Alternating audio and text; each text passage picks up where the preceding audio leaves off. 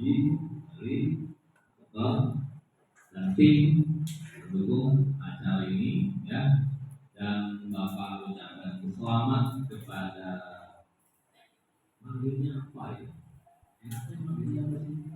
Anak-anak bukan anak-anak lagi ya, kakak-kakak juga kayaknya gimana gitu manggilnya ya, calon ya. Teman-teman di sini bukan mahasiswa ya, belum menjadi mahasiswa karena ini kan judulnya masih orientasi. Sudah masuk, tinggal penetapannya. Hari ini akan ditetapkan kemungkinannya, arahnya akan menjadi apa? Tenaga pendidik guru tidak ya? Kalau kita benar baca, amati di media sosial kita, dunia pendidikan kita sudah bagus. Kenapa ya? Itu pahamnya, sadarnya dalam waktu akhir-akhir ini sudah lama.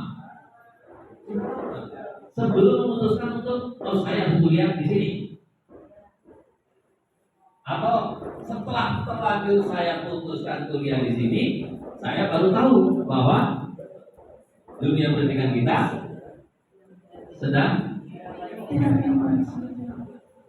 kalau jadi guru, bukan dari kemarin ada guru yang dicopot matanya, ada guru yang dipacokin, ya ini namanya itu sudah didasari dengan awal. Apapun kondisi, coba kalimatnya gimana, kata-katanya seperti apa, pokoknya itu menjadi faktor tambah ya.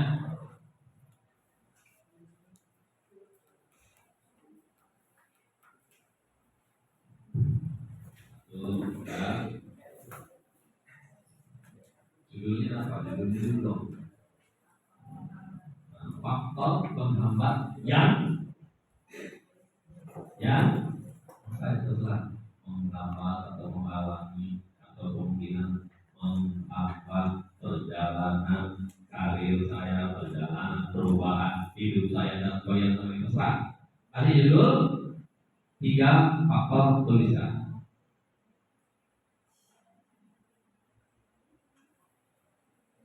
Terus tiap orang beda, ya, nggak mungkin sama.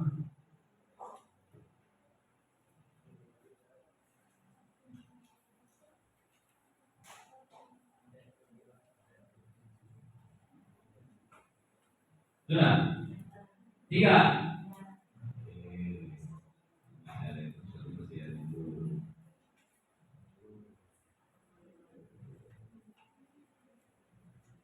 Nanti di mahasiswa itu banyak menulis ya, di samping banyak baca, banyak dengerin, banyak nulis juga.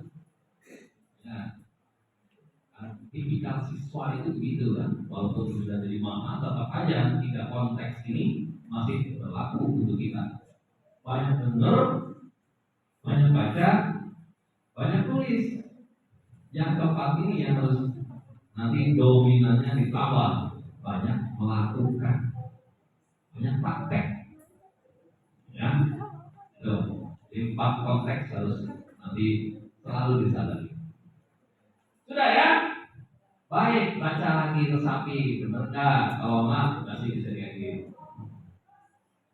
Ini faktor berapa saya? Ya, sudah yakin itu? Itu faktor yang mau dibuang nggak? Faktor penghambat tadi akan dipertahankan atau ingin dibuang? Dibuang. Pasti dibuang. Sobek.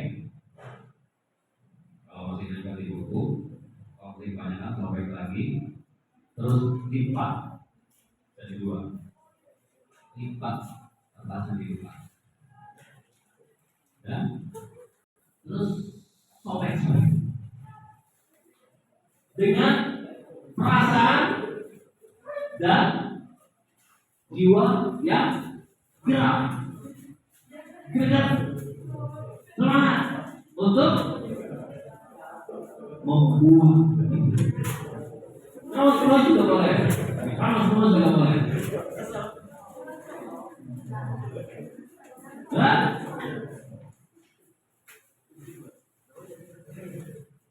sudah sobek-sobek di lemas-lemas. Terus di kemana nih? Disimpan? Dibuang. Buang saja. Kemana? Ke sampah. Nggak apa-apa. Letakkan di bawah. Semuanya.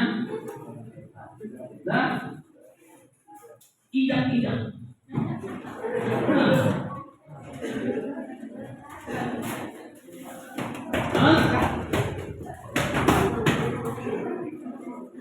Berarti apa boleh disuarakan buang faktor penghambat buang untuk maju. Lagi injak sambil ngomong begitu. Mau disuarakan boleh, mau dalam hati boleh. Ya. Nah, enak ya. Oke, sudah ya.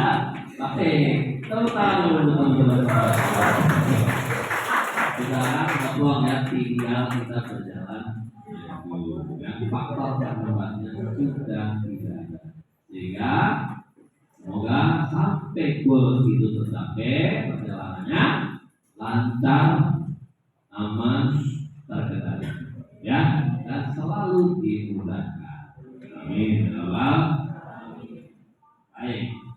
Kalau kembali ke tadi bahwa dunia kemudian kita sudah tidak baik-baik saja. Banyak faktor yang bisa menyebabkan itu, dan kita mencoba melakukan perubahan. Kita tetap harus mencetak informasi atau mungkin stigma tentang pendidikan di Indonesia. Karena mau tidak mau, teman-teman nanti pada waktunya, goalnya, setelah lulus, bahkan mungkin ada yang sebelum lulus sudah terjun dari pendidikan, jadi guru, ya. Itu akan teman-teman hadapi, akan dijalani. Saya sebagai guru, ya, dengan kondisi pendidikan kita saat ini seperti ini, teman-teman dari guru, stigma yang Bapak dengar di dunia lain, di dunia maya. Yang pertama adalah kalau mahasiswa itu sebenarnya adalah pengangguran intelek, cuma numpang jadi intelektual. Ada stigma begitu, maka harus hati-hati. Ya, mahasiswa itu cuma pengangguran intelek. Tapi stigma itu kan bisa dipatahkan dari teman-teman. Kenapa? Karena gue nggak nganggur, gue Senin, Selasa, Rabu, Kamis, Jumat kerja. Artinya gue nganggur nggak? Enggak. Jadi stigma itu bisa dipatahkan. Beda kondisinya dengan mahasiswa di sana, di luar sana yang setiap hari ngampus. Bedanya sih. Mestinya karena ada perbedaan ini kan unik, ya, maka harus dimanfaatkan betul-betul bahwa perbedaan itu menjadi benefit kita, menjadi kelebihan kita. Jadi kita beda dengan mahasiswa-mahasiswa yang bisa itu. Kita harus bisa mengambil nilai positif dari situ. Apa? Nanti kita bisa gali sampai kelihatan kita bisa mengambil benefit dari gue beda, gue mahasiswa, tapi gue beda. Gitu. Pasti teman-teman ada yang punya teman jadi mahasiswa, ya kan? Nah, suka ketemu, suka cerita, saling komunikasi, bla bla bla bla. Wah, gue mah di sana ini. Kita bisa tetap ikut alurnya, kita bisa tetap ikut komunikasinya, kita bisa tetap ikut dunianya, tapi kita beda. Dan perbedaan itu bisa menjadi brand. Loh, ambil nilai positif. Kita belum tahu positifnya apa. Nah ini nanti kita cari ya. Hikmah negatif yang pertama. Yang kedua, orang di dunia pendidikan tidak baik-baik saja. Maka kemudian ada tuntutan bahwa guru ini nanti akan mengubah masa depan anak-anak. Kalau orang tuanya juga anak saya titipkan ke sekolah agar anak saya bla bla bla bla. Sampai tingkat itu teman-teman harus punya tanggung jawab tidak hanya secara fisik tapi secara mental, tanggung jawab psikis. Walaupun pada akhirnya ketika mereka lulus ini real di masyarakat. SD, SMP, SMA, SMK lulus, kuliah lulus. Apa yang dilakukan setelah lulus? Bagaimana kondisi setelah lulus? Kuliah. Ngapain? Ya, seperti itu. Cuma di sini nanti, maka ini juga nanti akan kita tren, jangan sampai itu terjadi pada kita. Yang terjadi adalah tidak jauh dari menteng apa? Setelah kita lulus kuliah, setelah orang lulus kuliah akan menteng apa? Menteng tahu kan menteng apa? Menteng itu ya, oh ya. Menteng berkas, menteng map juga ya, yang isinya kira-kira ya apa ya? Di luar sana kita begitu nggak? Beda. Kita tak begitu. Maunya kita begitu. Dan harus bisa begitu. Tuh. Anda lulus kuliah dari pendidikan, tapi dia kerjanya di pabrik. Ada nggak? Ada. Banyak? Banyak. Ada lulus teknik, kuliahnya di teknik, tapi dia jadi guru. Ada nggak? Ada. Itu jatah siapa itu sebetulnya? Guru itu jatah siapa? Jatah lulusan pendidikan. Ada yang lulus dokter jadi guru juga. Ada nggak? Ada. Tapi rata-rata dalam tanda kutip gitu ya, nyasar kali itu ya, gitu ya. Atau banyak hal yang lain, ironi-ironi seperti itu. Itu fenomena yang terjadi di masyarakat. Ya, dan sekali lagi kita nanti akan menjadi pionir bagi anak-anak orang lain yang dititipkan ke kita. Maka mulai saat ini harus coba berlatih untuk tidak membuat untuk anak-anak nanti begitu. Artinya kita akan mengubah nantinya ya, akan mengubah anak-anak orang lain. Clue-nya yang pertama tadi, ketika kita akan mengubah orang lain, maka ubah diri sendiri. Faktor yang berubah yang pertama harus digolkan oleh teman-teman ketika lulus. Jangan sampai apa tadi? Jangan sampai gitu. Kalau lulus kemudian masih nenteng-nenteng, sama nggak dengan yang lain? Sama. Padahal teman-teman posisinya beda. Kenapa? Sama.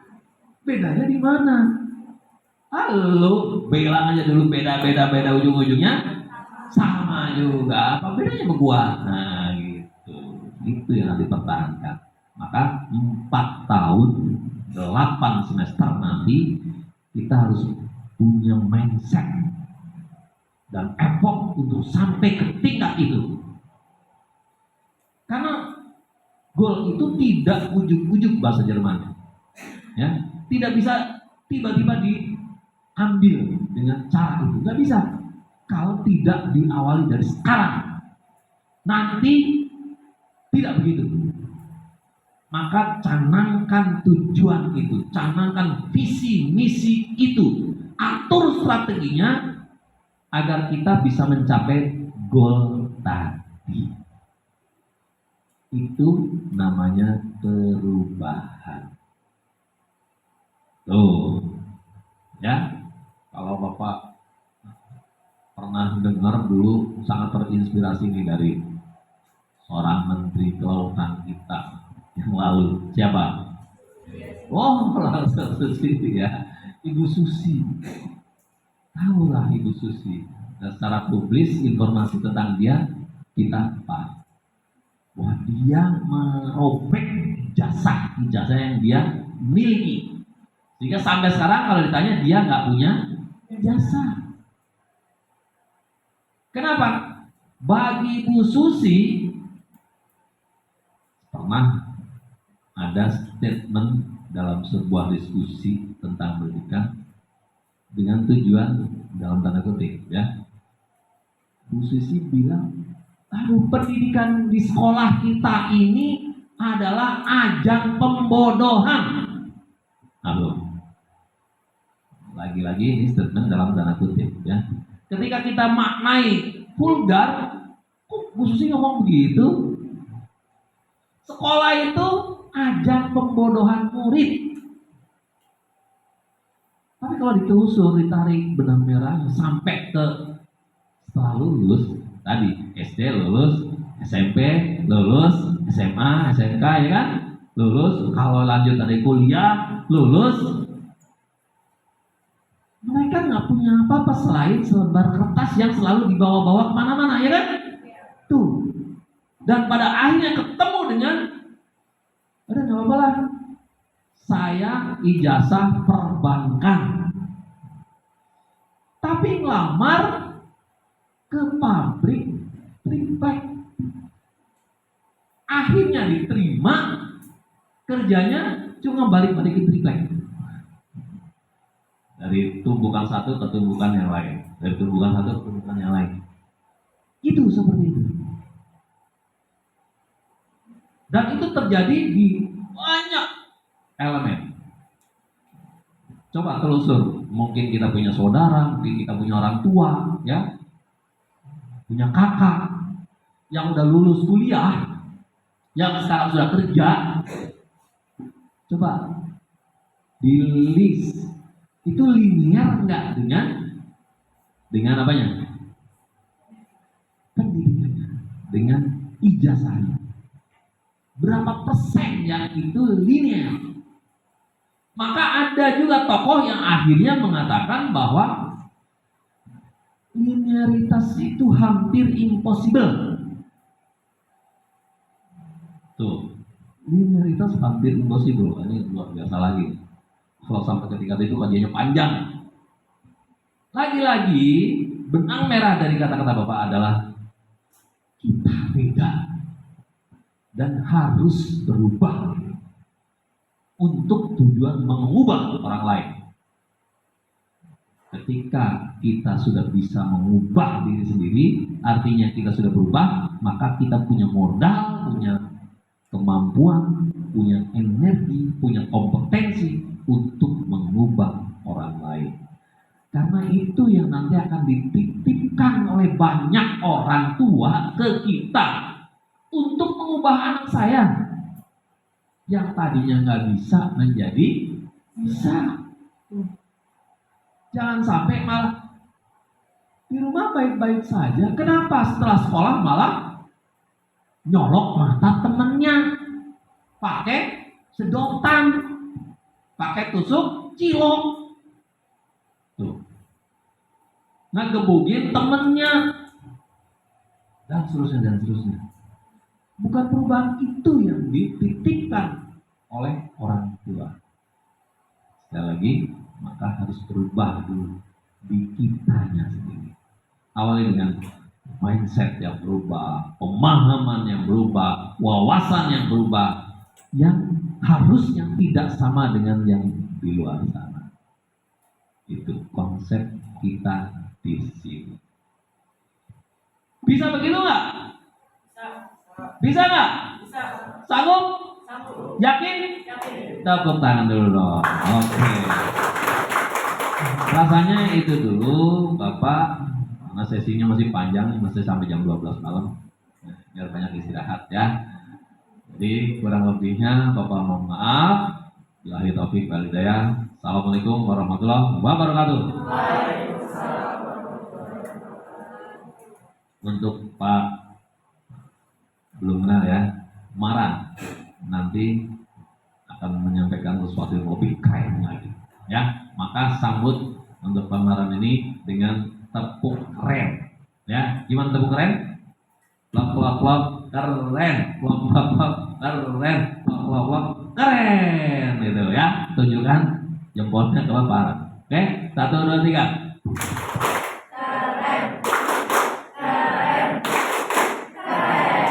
Oke, tepuk tangan sekali lagi. Oke, terima kasih. Mantap.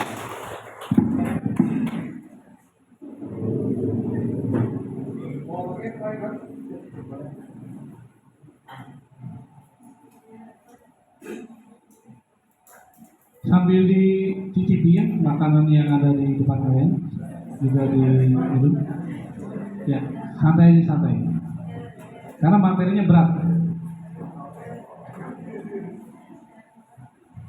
Geser.